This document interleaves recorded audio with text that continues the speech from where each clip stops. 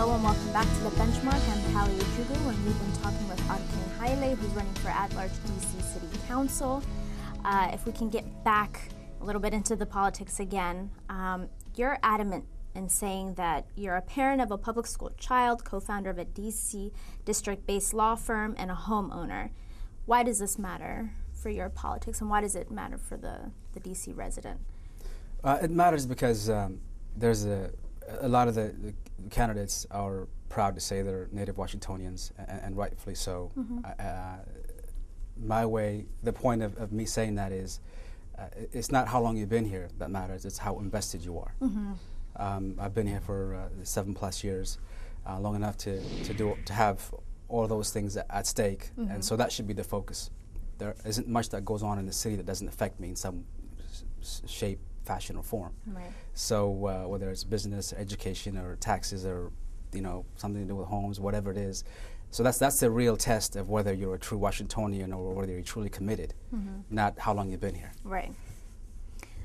You got in a little bit of hot water back in January for your reaction to the release of how about $2,000 a month is spent on lease payments coming from Mayor Vince Gray and Council Chairman Kwame Brown.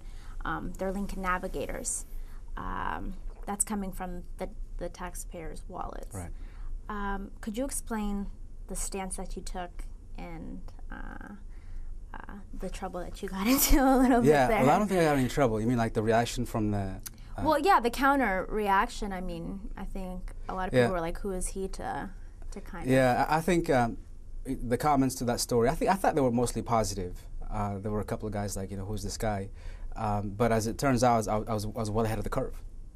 Because that's part of the scandalous thing that's going on right now that I referred to earlier. So that was back when the story broke by a reporter and no one else commented on it except me. No other candidate did, and that was back when we had 20 candidates as opposed to 9 or 10 that we have now. So it was simply saying, we don't need a $2,000 Navigator if we need a car at all for the chairman of the city council, and the same thing for the mayor. And then, of course, a month later, it became a fully blown scandal. And not only was it one car, but it's 2 cars, and it was because the chairman didn't like the interior of the first one because it was gray. He wanted it black on black, and so now you got this fully loaded questions, black on black questions, and so it's a fully blown scandal. And so, of course, now everybody's weighed in and piled on, and I've just kind of deferred. I said, okay, I've said my piece on this. I said it long before anybody else said it. I said it as a matter of fiscal responsibility, and now it's becoming more. It's become, more salacious. Right. And so now it's more gossipy. It's, in my opinion, it's so transparently wrong and egregious that it speaks for itself. And so many have weighed in, rightfully, that there's really nothing much more to say, aside from just saying it to say it. But I've already said my piece on that, so I'm happy with the timing and the outcome of it. Right.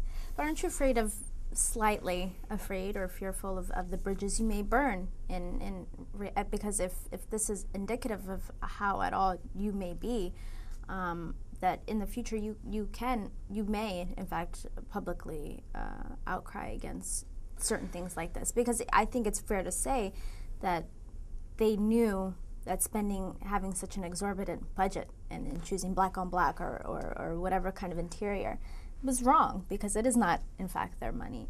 So are you not at all... Well, if it was wrong, they wouldn't have done it in the first place. And actually my response... So you think that they didn't think that they were wrong, then?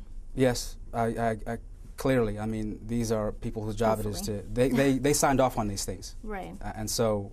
And actually my response is very timid compared to the others. You should hear some of the comments that are being said. When I commented back in January when it first broke, it was, this is over the top. We need to show better judgment, especially given the circumstances of our budget right now. Right. So I called them out on it, but I think I did it, appropriately. Now that it's become really a story that everybody's talking about and joking about, and I haven't said anything. Right. Because I think I said it at the best time to say it, which was when it first came out. In substance, nothing has changed, except for some, like I said, some salacious things that have come up with what was said, how it was said. There was 2 cars and so on. So it's become a more of a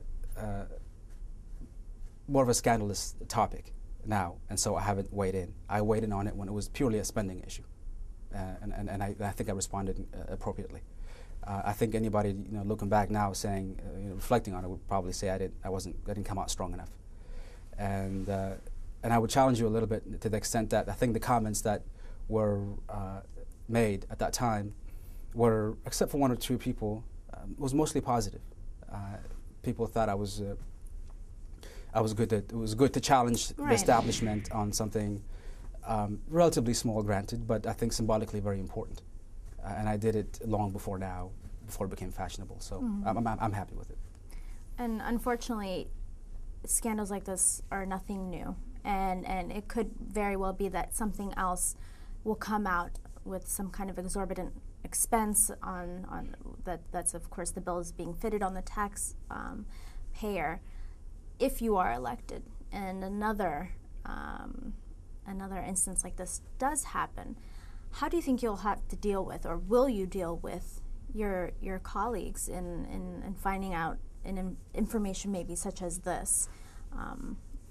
Well, this is if I was the target, or if I was somebody else. Say for example you were in office when this scandal came out. How would you deal with that? Because these would then be your colleagues and no longer, Yeah, I think any constructive criticism you have to appreciate and make the most of. I think my response in January was constructive. Now there's calls for the chairman to resign and to apologize and to do all of these things. I don't think it quite reaches to that level, although he's free to do that. Probably I would if I was him. So as long as it's productive and constructive, not only do you have an obligation to voice it, but the recipient has an obligation to take it in and make the most of it. So criticism is not a bad thing. Right. And so I see no problem with it. It's just when it's over the top and inappropriate, it's done just to score cheap political points or draw attention to yourself. That's when I have a problem with it. And that's why I haven't weighed in, like I said, this time around, because I see no added value in me weighing in. I did it already. Everything that could be said has been said at least a dozen times. There's no me saying it, a 13th time. So as long as it is done with the right intentions, the more criticism, the better. I think it keeps public officials in check. So as you're running now, are you finding, or do you foresee there being a major demographic that's really rallying for you or supporting you in the community? Well, I think I've got what you could say natural basis of support, which is the young parents like myself, whether it's Capitol Hill or across the city. Many immigrant communities, particularly African. As a lawyer with a broad network in the legal community, I've got those also. The challenge was to go beyond that, but the challenge for me, as I shared earlier, is that finding the time has been a little bit difficult because the work is I had budgeted the last 2 months for me to be free to pursue the campaign, but unfortunately work has gotten in the way of that, so I'm doing the best that I can to reach out beyond those communities. I think it's fair to say that for some time now in DC, there's been some interethnic conflict or grumblings between the Black American community and the Ethiopian and Eritrean communities here in terms of how much we are galvanizing in the city and really taking in terms of neighborhoods and businesses.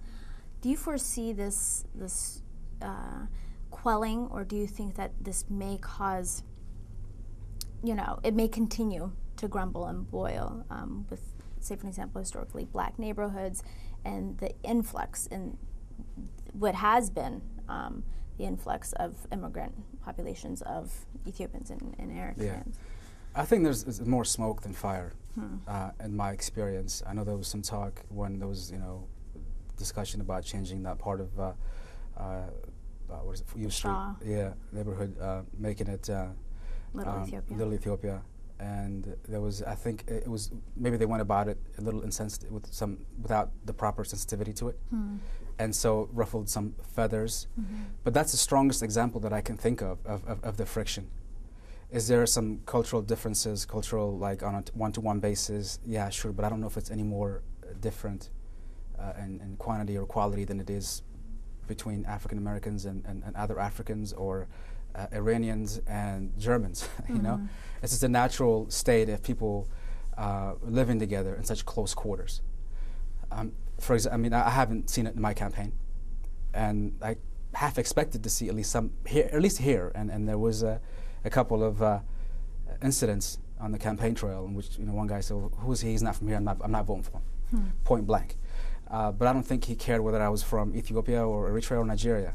You know, he's not here. He's not, you know, he's not born and raised. And that gets back to my original point, that hey, it's not about whether you're born and raised here. It's, you know, how invested are you, and how much do you care, and how much change do you want to make.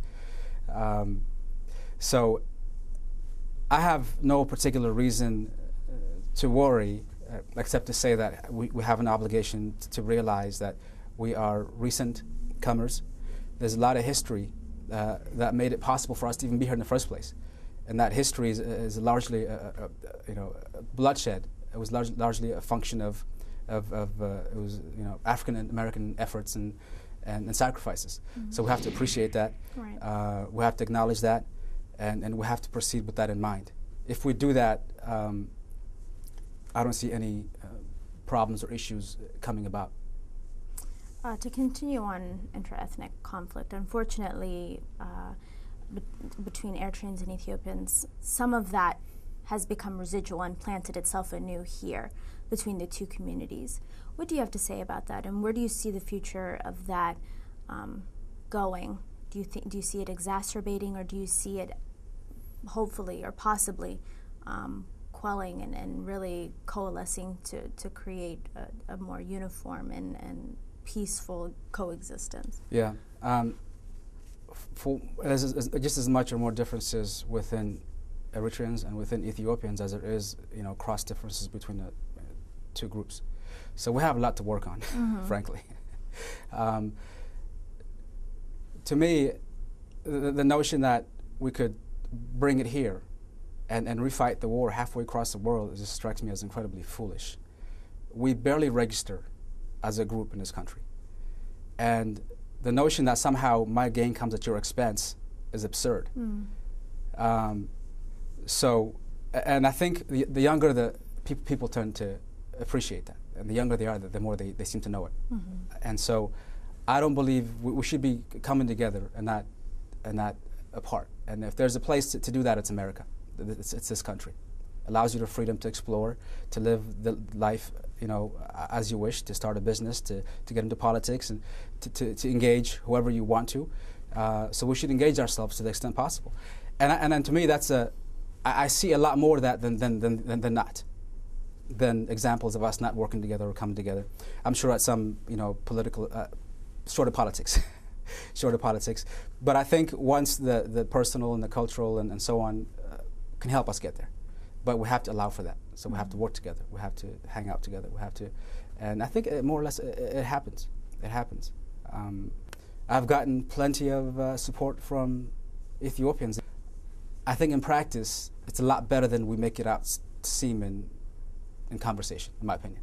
I think that on the ground, it's a lot better than what we think it is. For example, I spoke last week to a young man who is doing great things in Ethiopia, Samuel Gebru. He started this organization which was premised on preventing fistula. And I volunteer my legal services to whatever extent I can, or helping him out in any other way that I possibly can. To me, it's about giving back. It's about respecting other people.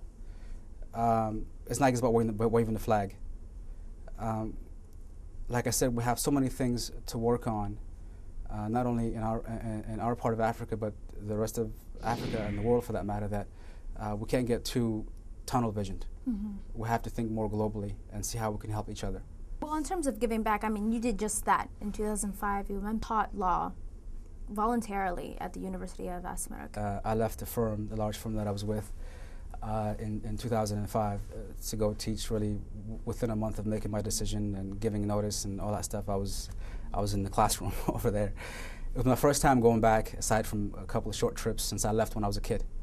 So I went back to give back and frankly to take, you know, to absorb, to take, to be part of the place you came from. It was a wonderful experience. Teaching is a lot harder than learning. If I had a teaching mindset, as I did as a student, school would have been a lot easier. So it was very challenging, but it was a wonderful experience all around. The teaching, the reconnecting, the sights and smells, the sounds. It was a great opportunity. Do you see yourself going back in the long run? Or do you think you're too American now? I can go back under the right circumstances. Right. Yeah. Because a lot of people do have you know, their dreams of, you know, going back home and retiring there. Right. Or do you see yourself as being maybe...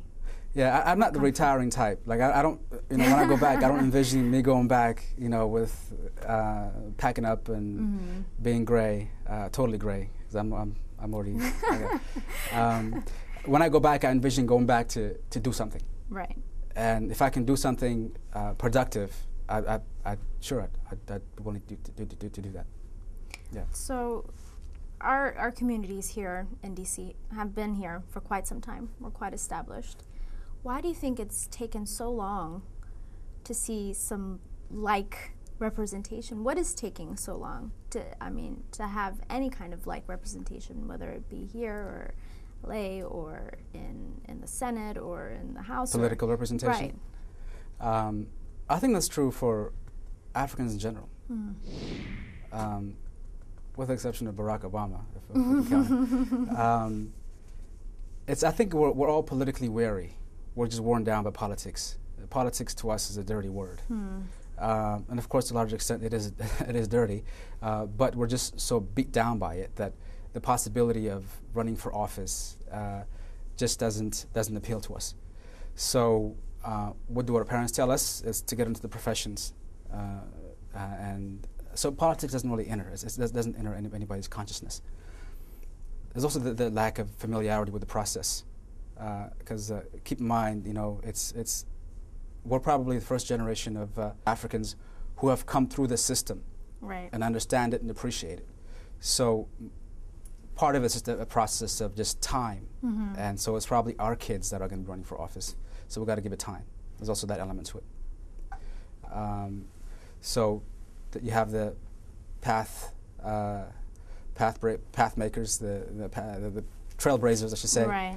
And then you have the people that come in there and explore and get a lay of the land, and then the ones who eventually, probably their kids who fully take advantage of their new surroundings. So I think it's a function of time also. So if we can time travel a little bit, election results are in, you've won.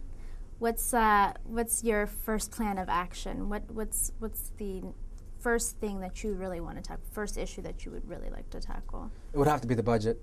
It is the number one issue facing the city. So by choice and necessity, it's going to be that. And so we have to get to, and like I said, I wish I had the time that I thought I would to explore the particulars of the budget, because that idea was for me to propose my own. But my concern is that the budget is too big, and the spending and revenue trajectories are just going in opposite directions. That the problem is more structural, so we can't have cosmetic fixes. So I'd like to get to the bottom of that and figure out a way to get us to live within our means, really going forward, not just for the next fiscal year or the end of this fiscal year, but just going forward. And on the flip side, if it so happens that you don't win, what happens from then on? What's your next plan of action in that instance? You're looking at it. It's to go back to the firm, right? And continue practicing law, and hopefully grow the firm. And I mean, you wouldn't try running again? And if you do win, Do you foresee yourself going for bigger offices, for another type of seat? I'm keeping it open, the possibility open. Like I said, I think politics is ingrained in me, and if the right possibility comes along, I would certainly think about it. But it isn't something that I'm going to strive towards on April 27th, the day after the election. My life's going to go back to what it was a few months earlier. Actually, frankly, even now, a lot more than I'd like, which is focusing on clients and the business of the law firm. You have a beautiful family. Thank you. What do they mean to your legacy? What do they mean to your father's legacy? Because like we spoke earlier, it was a struggle for your father to come to this country and a struggle for you to acclimate and to achieve your goals. What can you say, or do you believe they are? What do they say to your father's legacy, essentially, and for you? Yeah. Well, I think my kids are everything to me, and after spending 35 years of me being the center point of my life, for them to is quite a change, but I wouldn't have it any other way. And I guess what it means to my father is that the sacrifices that he made, that my mother made, were not in vain. And really that was my inspiration even from the get-go.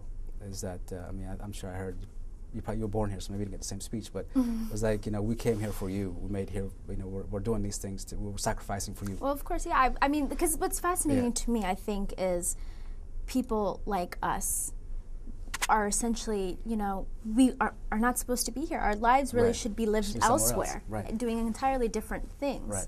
So it's always fascinating to me to meet people who are really at the height of not only their careers, but the industry and really are trailblazers like you are, which is why it's fascinating to me to ask, what does this mean to the legacy of your parents, of your father? Because without them, like you said, we would be maybe back home. Yeah, where and what would we be? Where would we be? What would we be doing? I mean, I ask that question on occasion, and a lot of sacrifices were made for us to be here, and I live with that reality. Increasingly less, but always mindful of that growing up, because they did make a lot of sacrifice. I mean, can you imagine at their age? Not that they were old when they came here, but younger than me. They were like, my mother was like in her mid 20s, late 20s, and a completely different environment. But even more dramatically, my mother went back at risking her life, because my father, by the time she decided to go back, they were here as political asylees. And so she decided they can kill me if they want to. I'm going to go back and get my kids. And my dad said, they're going to kill you. I'm never going to see you again. And she said that was a better fate. So she was arrested on the spot, questioned a few times, as well as in Asmara. There was a couple of close calls. Over there, it's when you go to prison, it's a whole different reality than it is going to prison here. So, and then to do whatever she needed to do to arrange for a guide for us to meet, which was, and I remember the ride. I remember us, leaving like at the crack of dawn, and me saying, where we're going, I don't want to go, doesn't look right. She told me we're going to grandma's house. Grandma's house is that way. That doesn't look right. Right. And so that was we were 9, 8, and 6, I think at the time. My sister was 5. Just the older I get, the more I appreciate what it took to pull that off. And so it's pretty amazing to me, the sacrifices that they made. And the older I get, as I have kids and I realize what it takes to raise these little animals, it's quite. They're my animals. I love them, but they're adorable animals. They're very beautiful. That I appreciate that even more, and that was part of what drove me when I was younger, even when I was in a rut, and I couldn't get out of. It was knowing that a big price was paid for me to be here, and I had to make them proud, at least try, and hope I did. Right. This show is all about really interviewing people and finding out the backstory of people who've set a standard and who have either met that standard or who are progressing towards that. So what is your benchmark? What is the standard that you have set for yourself? The standard that I've set for myself is, I think for me it's best exemplified, and I know this is corny, but it's being the best that you can be and not settling for less. It's less about the money. Money is not a measure of success or accomplishment. It's a byproduct of it, and not necessarily even. You know, you could do great things and money may or may not follow. It's always been striving ahead, looking for the next thing.